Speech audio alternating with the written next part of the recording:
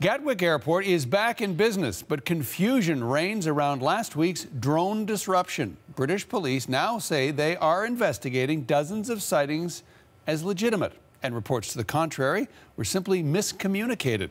Dominic Velitis joins us now from our London bureau with the latest twist and turn. What's behind this change of tune, Dom?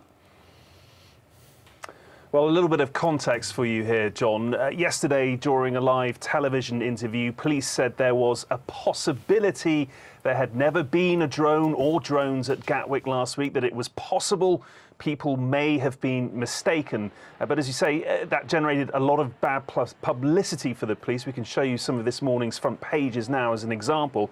It turns out, John, that this was not the case after all. Government ministers have just finished a conference call on all of this, and they are saying that the confusion was down to a miscommunication by police, and that all 67 drone sightings reported at Gatwick last week by members of the public, airport staff, police and so on are indeed legitimate. The police force leading the investigation, meanwhile, has, we're told, accepted that there had been poor communication on its part over the weekend. As I say, police took a bit of a hammering in the papers on all of this, John, made worse perhaps by the fact that they had to release a man and woman arrested in connection with the incident after admitting they were no longer suspects. Now it appears they've merely fallen short in their dealings with the press and their media management of this story, John.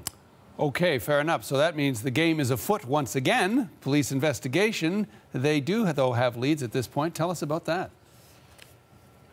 Yeah, they do have some potential leads. As I say, they're now treating these eyewitness reports, these 67 drone sightings, as legitimate. But the big one, possibly, John, is they hope that a damaged drone found at the airport's perimeter fence may provide some clues as to who was responsible for causing all of that disruption at Gatwick last week. Here's Detective Chief Superintendent Jason Tingley from Sussex Police.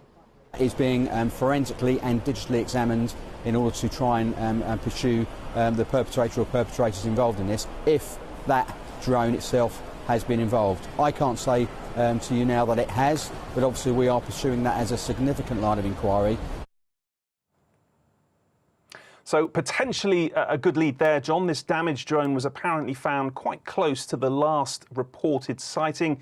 And police say there are other avenues of inquiry as well. They say there are some persons of interest out there, but they haven't yet revealed if they are close to making any arrests. John. Thanks for this, Dominic. CBC's Dominic Velitis in our London bureau.